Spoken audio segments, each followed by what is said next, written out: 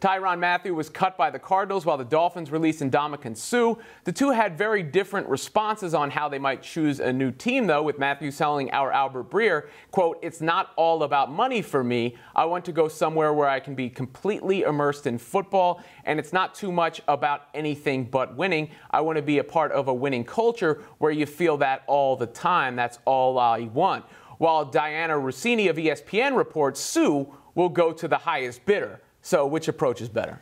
I like that both of the men are being completely honest about what they want. And that's all I want out of athletes when they speak to me. I want something genuine. I want a real thing. Now, obviously, Mathieu is the sort of guy that you want as your teammate. As a sports fan, you want the guy who just wants to be part of a winning culture and part of a winning team. So he's just like, I'm about that paper.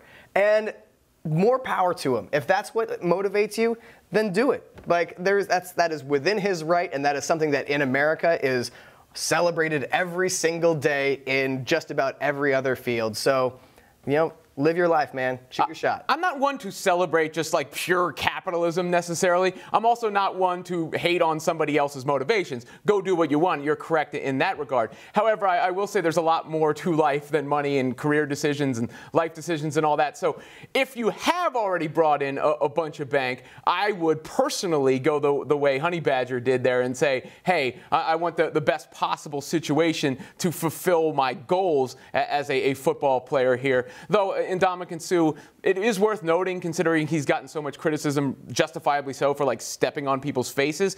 He was, at least one year, a few years back, the most charitable athlete, period. So some of that money could be going to good use besides lining his pockets.